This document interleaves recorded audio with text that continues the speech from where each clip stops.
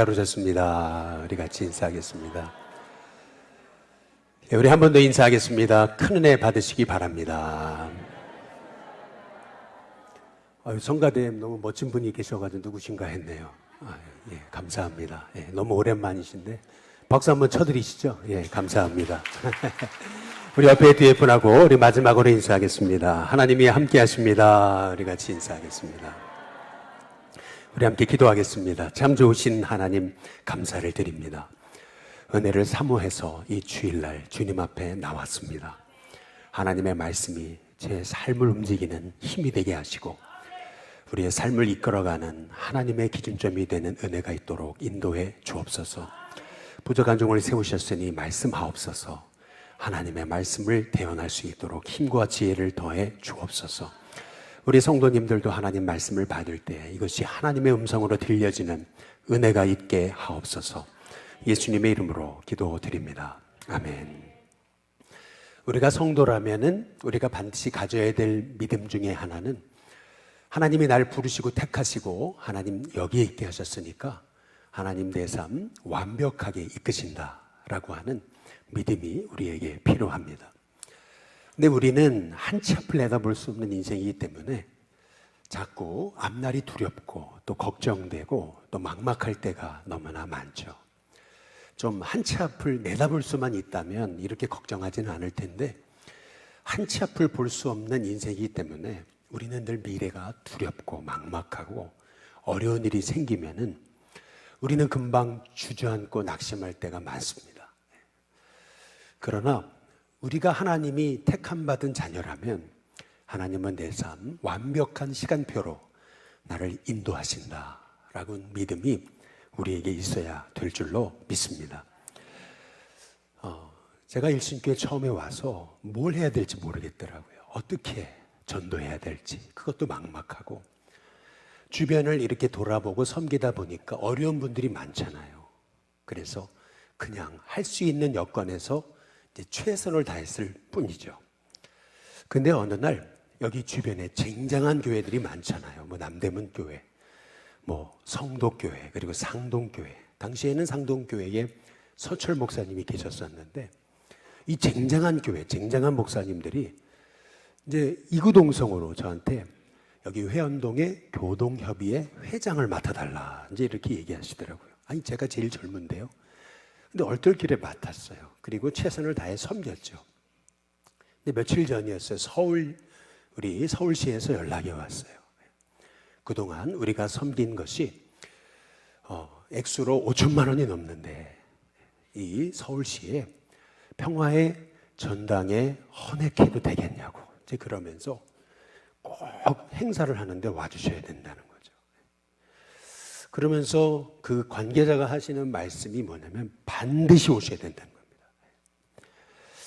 야, 그동안 우리가 섬긴 게 이 정도였구나 이제 이런 생각을 해보면서 우리는 다 잊었는데 기억도 하지 않았는데 야 세상 사람들이 기억을 하다니 이제 이런 생각을 해보면서 야 그동안 하나님이 일신교회를 통해 또 이 지역사회를 섬기면서 우리가 해왔던 일이 이렇게 주마등처럼 지나갔어요. 아 하나님이 이끌고 계셨구나 라고 하는 이제 그러한 생각을 해보게 됐습니다. 우리는 참 한치 앞을 내다볼 수 없기 때문에 어떻게 해야 될지 모를 때가 너무 많죠. 너무나 두려울 때가 많습니다. 그래서 한 걸음 한 걸음 내딛는 게 이게 불신앙의 내딛음이 우리가 있을 때가 많죠. 우리의 걸음걸음이 믿음의 걸음이 아니고 염려의 걸음일 때가 너무나 많아요. 그러나 하나님이 우리를 택하셔서 우리를 부르시고 하나님 자녀 삼으셔서 하나님 나를 세우셨다면 하나님은 내 삶 완벽하게 이끄신다. 오묘하게 이끄신다. 하나님의 시간표는 지금도 나를 향해 움직이고 있다라고 하는 믿음이 저와 여러분 가운데 있게 돼야 될 줄로 믿습니다. 오늘 우리가 계속해서 몇 주간 보고 있는 사도행전 9장의 이제 말씀은 사울이 바뀐 거죠. 그랬더니 초대교회가 바뀌어요. 아, 저 사람이 바뀌는 걸 보니까 절대 안 바뀔 줄 알았거든요. 다른 사람은 바뀌어도 저 사람만은 안 바뀔 줄 알았는데 사울이 바뀌잖아요. 그때 초대교회가 아, 하나님 살아계시구나. 저와 여러분이 바뀔 때 세상은, 여러분 주변 가족들은 하나님 살아계심을 깨닫게 됨을 믿으시기를 주님의 이름으로 축복합니다. 그래서 여러분, 한 사람이 바뀌는 게 중요해요. 나 한 사람이 새로워지는 게 사실은 하나님의 복음의 시작입니다. 사울이 바뀌니까요. 초대교회가 하나님을 경외하기 시작하거든요. 두려워하기 시작했어요. 그랬더니 성령님이 기가 막히게 도우시니까 핍박 중에도 교회는 부흥해요. 그 광경을 보면서 그동안 핍박으로 여러 가지 이유로 땅끝 사명을 잃어버렸던 베드로가 다시 사명을 회복하죠. 믿음이 회복돼요. 그러더니 베드로가요, 곳곳을 다니며 다시 전도하기 시작해요. 이상하게도 베드로는 예루살렘 밖으로 안 나갔어요. 그런데 사울의 변화로 인해서 아마도 베드로가 충격받은 것 같아요. 아, 저 사람이 바뀌다니 주님의 역사는 지금도 계속 현재 진행형이구나. 이제 깨닫고 베드로가 사방을 다니면서 이제 복음을 전하다가 루따라고 하는 곳에 가게 된 거예요. 루따라는 곳에 가서 애니아라는 8년 된 중풍병자를 일으킨 거고요. 그리고 이 루따 바로 옆에 있는 요빠라고 하는 곳에서 병으로 죽은 다비다라고 하는 여성을 살려내는 거예요. 죽은 자를 일으킵니다. 그런데 이 사도 바울의 발걸음, 이 발걸음을 성경은 이렇게 얘기하고 있어요. 우리 사도행전 9장 32절에 한번 보시면은요, 우리 함께 같이 한번 읽어보겠습니다. 함께 있습니다. 시작. 그때에 베드로가 사방으로 두루 다니다가 루따에 사는 성도들에게도 내려갔더니, 여기 보면 베드로가 그냥 두루 다닌 게 아니고 사방으로 두루 다녔다 그랬어요. 사방이 뭡니까? 동서남북을 의미하는 거죠. 베드로가요, 하나님의 은혜를 회복해서 사명 다시 회복한 다음에 막 이리저리 복음을 전하러 다니는 것을 사방으로 두루 다녔다 그랬어요.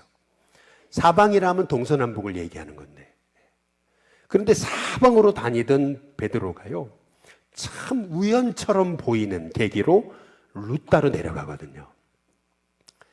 실은요, 이 베드로는요, 예루살렘 북쪽에 있는 자기 고향 갈릴리로 가는 게 더 편했을 수 있어요. 더 익숙하고.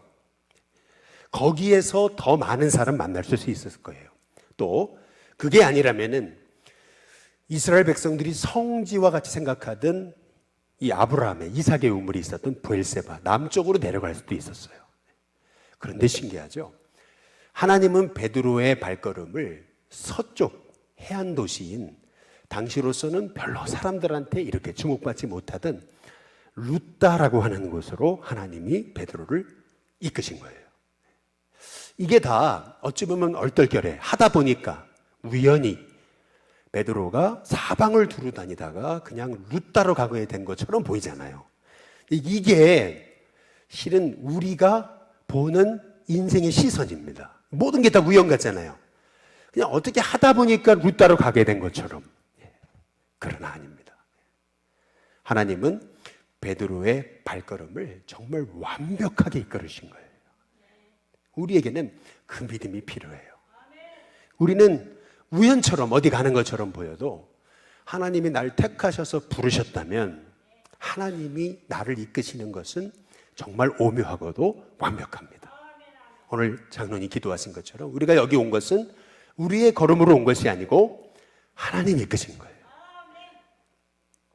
이번에 우리 4월 달에 우리 교회 중보기도팀이 열심히 이렇게 릴레이 기도 해주시잖아요. 그래서 몇 년간 해오고 있는데 너무 감사해서 4월 달에 우리 중보기도팀을 모시고 제주도에 성지순례를 좀 다녀오려고 그러거든요. 근데 말이 성지순례죠. 뭐 제가 제주도는 여러 번 가봤지만은 성지는 제대로 가본 적이 있어야죠.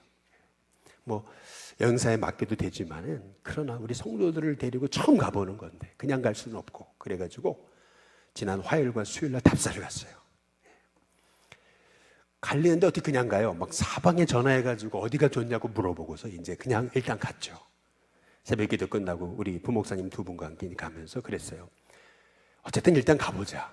가보다 보면 해결이 되겠지. 이런 생각을 갖고 이제 갔어요. 갔는데요, 놀랍죠. 처음 갔던 곳부터요, 생각지 않은 너무나 막 전율이 일어나는 은혜가 임하는 거예요. 새벽기도 끝나고 이제 갔는데, 제주도 갔는데 일정을 다 마치고 보니까 밤 8시가 됐어요. 그래서 그제서야 카페에 앉아가지고 어떻게 일정을 해야 될까 같이 이제 의논하는데, 우리 부목사님도 그래요. 이 프로그램이면은 이거 특허내가지고 팔아도 되겠대요. 너무 완벽하대. 이런 프로그램이 없대요. 이제 그러니까요, 옆에 있는 우리 목사님 그러세요. 진짜 완벽하다고. 어디에 내놔도 손색이 없다고. 우리 전창훈 권사님이 소개해 주셔가지고요, 호텔을 갔는데, 지은 지 얼마 안 된 호텔인데, 이야, 너무 좋아요. 그 가격에 거기 잘 수가 없어요. 다음날 일어나서 에이, 아침은 별로겠지 그랬는데, 아침을 먹어보니까요, 그 가격대에 그렇게 좋을 수가 없어요. 그런데 우리 이제 4월에 올 거예요 그랬더니 거기 주인이 그랬어요. 그때는 반찬 더 준비할게요 그러더라고요. 이야, 하나님이요 얼마나 오묘하게 인도를 하시는지요. 야, 제가 거기서 깨달았어요. 그게 뭐냐면, 우리가 정말 하나님의 인도하심을 믿는다면 내 삶의 소소한 작은 일도 하나님의 오묘하신 이끄십니다. 우리는 뭐 대단한 일만 하나님이 날 이끄실 거라고 생각하는데요, 사실 그렇잖아요. 제주도에 사시는 분도 제주도 성지 잘 몰라요. 그런데 저희들도 뭐 거의 살지도 않는데 어떻게 알아요? 근데 놀랍죠. 하나님이 가는 곳마다 너무 우리 교인들한테 필요한 그러한 곳으로 하나님이 예비하셨더라고요. 정말 예비하셨다는 게 느껴지더라고요. 그냥 갔는데 왜 거기에서 목회하시는 목사님 다 거기 계세요. 왜? 우리를 기다렸다는 듯이 다 거기 계서 기다리고 계시는 것 같더라고요. 참 놀랍죠. 여러분, 저와 여러분의 인생은 하나님이 이끄시는 줄로 믿으시기를 주님의 이름으로 축복합니다. 저는 제가 일신교회에 처음에 왔을 때 생각해 봤어요. 어떤 장로님이 그러시더라고요, 저한테. 목사님 오시기 전에 많은 목사님들이 일신교회 왔다 가셨습니다. 설교 다 들어봤어요. 그런데 그 설교가 다 거기서 거기였어요 그러시더라고요. 근데 그 다음 얘기가 뭐라 그러시냐면, 목사님 설교도 거기서 거기였습니다. 저는 거기에 상처받지 않았어요. 왜요? 저 주제를 아니까. 제가 뭐 잘나서 설교를 잘해서 일신교회 온 게 아니고 하나님 이끄셨다는 그런 믿음이 있거든요. 하나님 이끄셨다면, 그러면요, 어떤 어려움이 와도 하나님의 앞으로, 하나님이 나는 알지 못하지만 하나님의 계획 속에 완벽하신 시간표로 하나님 이끄시지 않겠어요?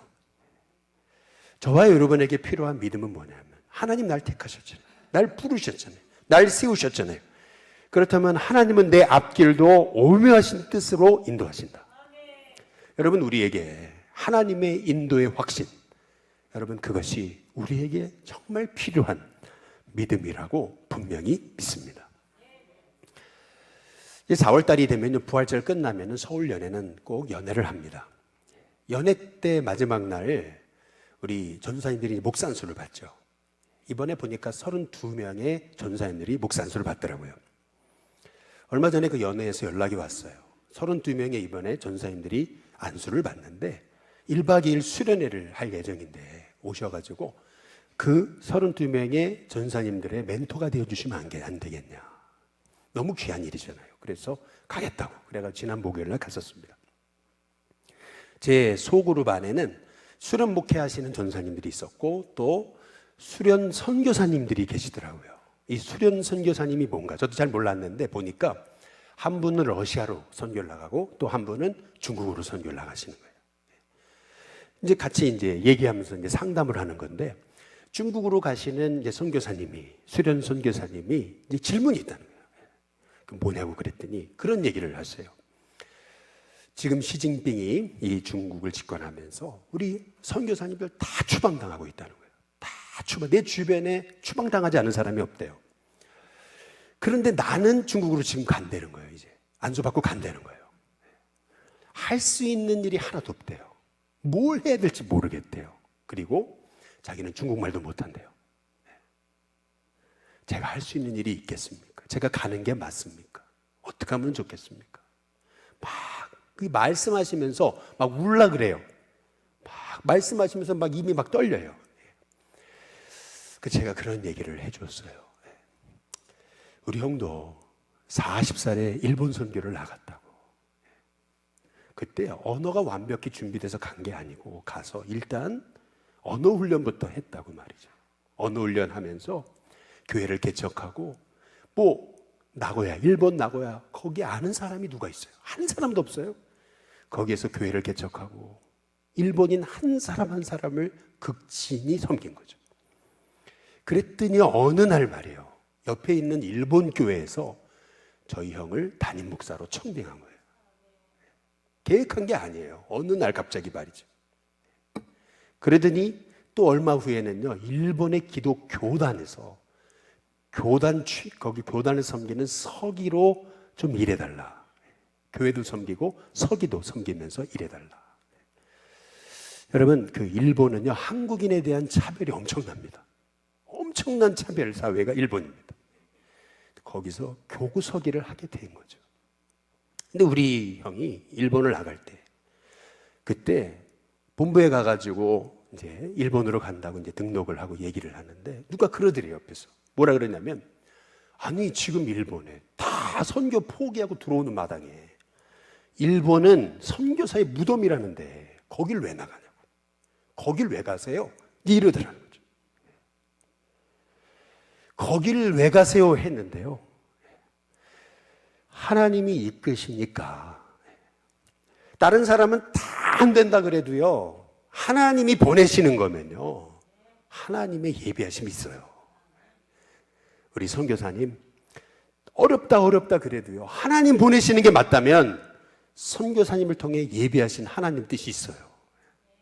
그 믿음으로 가세요. 추방당하면 또 하나님 계획이 있을 거예요. 우리는요, 하나님을 믿는다고 하면서도 하나님 날 이끄신다라는 그런 믿음이 부족해요. 하나님 날 택하셨잖아요. 부르셨잖아요. 그러면 하나님이요, 우리를 반드시 완벽하신 하나님의 계획으로 이끄십니다. 여러분, 그게 우리에게 필요한 믿음이에요. 사도행전 오늘 9장 43절에 보면은 여러분, 베드로가요, 요바에 여러 날 있었다 그럽니다. 여러 날. 어디에 있었냐면은 시몬이라고 불리는 무두장이의 집에서 머물렀다. 이제 이렇게 얘기하거든요. 한번 따라해 보시죠. 여러 날. 여러분, 이게 왜 이렇게 중요한 거냐면요, 베드로는 이 요바라는 곳에서 병으로 죽은 다비다를 살려요. 발 없는 말이요, 천리를 간다고요. 베드로가요, 루다에서는 8년 된 중풍병자를 일으키고요, 요바에서는요, 병들어 죽은 다비다를 살린 거예요. 그러니까요, 이 소문이 아주 예루살렘에 쫙 퍼졌겠죠. 너도 나도 막 오라 그랬을 거예요. 한 몇 주 전이었어요. 예배를 마쳤는데, 주일 요 예배를 2부 예배 마쳤습니다. 근데 어떤 청년이 저한테 와서 인사를 해요. 제가요, 누구 아들입니다, 이렇게 얘기하더라고요. 그래서 누구 아들? 그랬더니 그 누구가 뭐냐면 제 친구 이름이었어요. 겉으로는 친한 척, 아는 척. 겉으로는요, 친구 아들이라니까. 잘 왔다고. 이제 그랬거든요. 그래서 예배가 끝나고 나가지고 이상하더라고요. 친구라면은, 친구 아들이라면은 간다고 얘기했을 텐데. 이상하다. 근데 어쨌든 간에 예배 끝나고 친구한테 아들 보내주셔서 고맙다고 그래가지고 전화하려고 딱 눌렀는데요, 친구 전화를 누른 게 아니고 친구하고 동명이인 다른 목사님 전화를 누른 거예요. 제가 전화가 신호가 갔어요. 근데 바로 받으시더라고요. 이걸 어떻게 이거 이 실수한 거잖아요. 오랜만에, 진짜 오랜만에 전화해서 제가 그랬어요. 잘못 전화했다고. 그랬더니 이분이 뭐라 하면 제대로 한 거라고 그러더라고요. 이게 무슨 말이냐면은, 그분이요, 이제 여주에서 목회하시던 분이었는데 이분이 경산으로 목회를 나가신 거예요. 이제 그러면서 아들이 서울역에 병원에서 근무를 하는데 그 아들이 여기 산다는 거예요. 그래가지고 너 그러면은 윤동규 목사님 목회하시는 교회로 가라. 그래가지고 보낸 거예요. 그런데요, 제가 그 이름이 똑같은 이름이었거든요. 제 친구 이름하고 똑같은 이름이었거든요. 제가 그랬죠. 어떻게 하셨냐고. 그랬더니요, 왜 몰라? 여러분, 조용히 이 남대문에서 목회하는 저도요, 이렇게 사람들이 알아요. 하물며 말이죠. 베드로가요 8년 된 중풍병자 일으켰어요. 그리고 병으로 죽인 다비다를 살려냈어요. 죽은 사람이 살아났어요. 그러면요 이 소문이 그냥 순식간에 퍼졌겠죠. 그러면은 너도 나도 베드로를 만나려고 말이에요. 우리 집에 와달라고 말이죠. 서로 초청해서 서로 데리고 가려고 그럴 텐데요. 오늘 성경에 보면은 베드로가요 요바에 있는 무두장이 시몬의 집에 한번 따라해 보겠습니다. 여러 날 머물렀대. 여러 날. 이 무두장이는 뭐 하는 사람이냐면은 동물을 죽여가지고 가죽 만드는 사람이에요. 이스라엘 백성들에게 있어서 죽은 사체는요 부정한 거예요. 그렇기 때문에 무두장이란 옛날 우리를 얘기한다면 백정 같은 사람이에요. 사람 인간 취급하지 않던 사람이에요. 그런데 베드로가요 죽은 자를 살려냈는데 오라는 사람이 얼마나 많았을까요?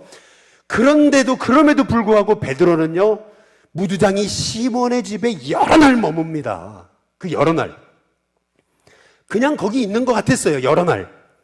근데 놀랍죠. 거기에 여러 날 있게 하신 것은 하나님의 계획이셨던 거예요. 여러분의 인생에 아무것도 하나님의 뜻이 이루어지지 않는 것 같은 그 여러 날, 무의미해 보이는 여러 날, 여러분 그 여러 날, 그 여러 시간 동안에도 하나님은 여전히 완벽하신 이끄심으로 여러분을 인도하고 계시다는 사실을 믿으시기를 주님의 이름으로 축복합니다. 어떻게 이끄시는 거냐면요, 베드로가 요바에 여러 날 거기 있을 때, 그것도 사람들이 인간 취급하지 않던 그 무두장이 시몬의 집에 있을 때 참 놀랍죠. 사도행전 10장 1절에 보니까 가이사랴에 그랬거든요. 가이사랴는 어디냐면 요바에서 50km 떨어진 곳입니다. 새벽부터 출발해서 밤늦게까지 쉬지 않고 최선을 다해서 달려가고 그러면 하루 만에 갈 수 있는 거리일 수도 있는 거리입니다. 거기에 고넬료라고 하는 이 로마의 군대, 백부장, 이 로마 군대의 장교가 있었던 거죠.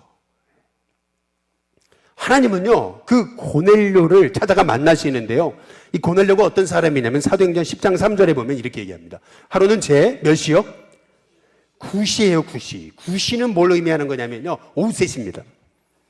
9시에 환상 중에 밝히 봄에 그랬거든요. 하나님의 사자가 이 고넬료의 집무실에 들어오셔가지고 고넬료하고 이름을 부르거든요. 그러면서 저 베드로를 찾아 만나라는 거예요. 불러오라는 거예요. 그래서 말씀 들어라고 얘기하는 거거든요.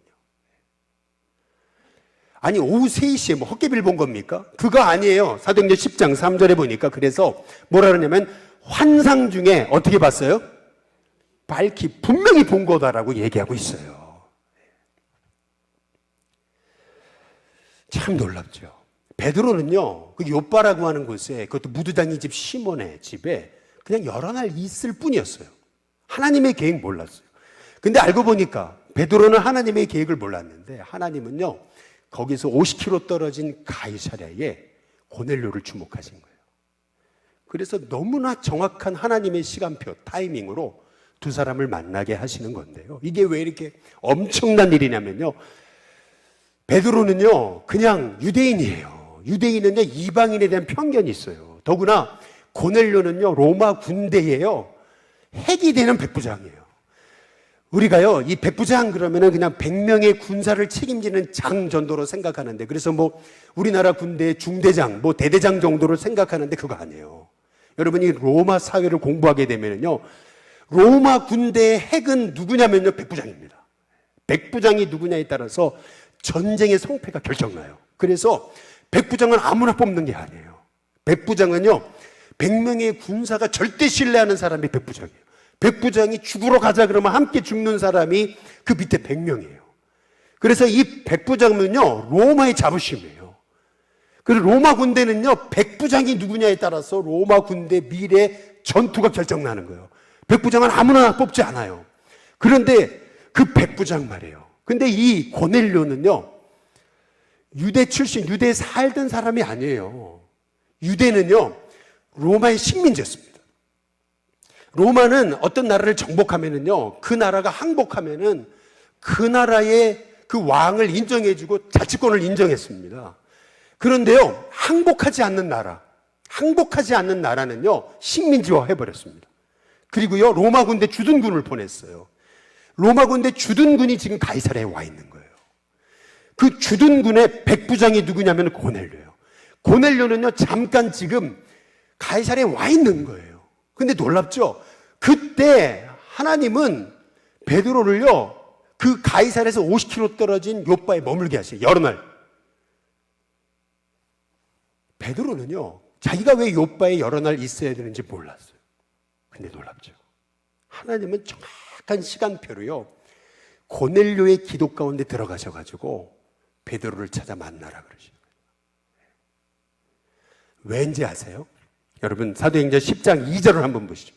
2절을 보면 다 함께 같이 한번 읽어보겠습니다. 함께 있습니다. 시작. 그가 경건하여 온 지방과 더불어 하나님을 경외하며 백성을 많이 구제하고 하나님께 항상 기도하다니. 그가 누구냐면 고넬료거든요. 여러분, 성경에 한 인물에 대해서 이렇게 5가지 수식어로요, 경건하고 온 지방과 더불어 하나님을 경외하고 백성을 많이 구제하고 항상 기도했다. 5가지 수식어로요, 어떤 사람을 소개한 적이 없어요. 성경에요, 한 인물을 이렇게 위대하게 설명해 놓은 구절이 없습니다. 근데 고넬료는 이렇게 소개하고 있는 거예요. 왜 그런지 아세요? 고넬료 한 사람이 바뀌면은요, 그 밑에 있는 부하 100명이 바뀌는 거예요. 또 로마는요, 노예사회입니다. 그 밑에 노예가 많았어요. 그러면요, 이 고넬료가 존경받는 사람이라면 노예도 다 바뀌는 거예요. 그런데 고넬료의 친구들은 누구냐면 다 백부장이에요. 그러니까 뭐냐면 고넬료 한 사람이 바뀌는 거는 한 사람이 바뀌는 게 아니에요. 로마가 바뀌는 거예요. 하나님은요, 하나님의 구원의 뜻을 이루시기 위해서 베드로를 요바에서 바로 고넬료의 집에 가이사랴에 보내셔서 이 2사람을 만나게 하심으로 하나님이 하나님의 구원의 역사를 이루고 계시는 거예요. 여러분, 저와 여러분의 인생 다 우연 같아 보입니다. 얼떨결에 여기 있는 것 같고, 얼떨결에 내가 어디를 가는 것 같아요. 그러나 아니에요. 여러분이 하나님 사랑하시는 자라면, 택함받은 자라면 여러분의 걸음은 하나님이 완벽하게 이끄십니다. 저는 우리 일신교회 성도님들이 하나님은 나를 이끄신다. 하나님은 나의 인생길을 인도하신다. 하나님은 내 자녀의 길을 인도하신다. 여러분, 그 믿음의 눈이 열려질 수 있게 되기를 주님의 이름으로 축복합니다. 지금으로도 120년 전이었어요. 여러분, 롯데 호텔이 있는 자리 서공동이잖아요. 거기 지금도 롯데호텔 앞에 보시면은 한 비석이 있거든요. 거기에 곤단골이라고 써 있습니다. 거기가 옛날 곤단골이었어요. 그런데 그 곤단골에 120년 전에 사무엘 무어라고는 선교사가 그곳에 와가지고 곤단 교회를 세웁니다.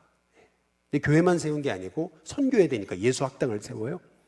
근데 그 예수학당에 박씨라고 불려진 백정의 아들 봉줄이라는 아이가 거기 나왔어요. 왜 박씨냐면요, 옛날에 백정은요, 사람 취급을 못 받았기 때문에 성만 있고 이름은 없었어요. 여기 지금 시몬도 그냥 무두장이 시몬이잖아요. 마찬가지로 당시의 백정은요, 사람이 아니었어요. 그냥 박씨였어요. 박씨의 아들 봉줄이라고 불리는 이름이 아니에요. 그렇게 애칭이에요. 근데 그 애가요, 그 예수학당을 나왔는데요, 그 봉줄이라고 하는 아이의 아버지 이 박씨, 이 백정 박씨가요, 장티푸스에 걸립니다. 장티푸스에 딱 걸렸을 때 이 사무엘 무어 선교사는요, 당시 인간 취급도 받지 못하는 그 사람 백정인데요, 그 사람 한 사람을 살리려고요, 당시에 고종의 주치의로 있었던 에비슨 선교사를 보냅니다. 사정을 해가지고 보내요. 근데 이 에비슨 선교사도요, 당시 인간 취급도 받지 못했던 그 백정 박씨를 위해서요, 그냥 한번 그냥 인사치레 찾아간 게 아니에요. 여러 번 왕진을 하면서 그 백정 박씨를 살려냅니다. 야, 다들 나를 인간 취급하지 않는데 이 미국 선교사님들이 오셔서, 그것도 고종의 주치의가 나를 이렇게 매일같이 돌봐주고 내가 살다니, 여러분 얼마나 큰 은혜예요. 이분이 은혜 받고 나서 교회에 와가지고 말씀 들으니까요, 이분이 거기에 은혜 받아서 변화받고 세례 받으면서 이름을 얻었어요. 그 이름이 뭐냐면 성춘입니다. 박성춘.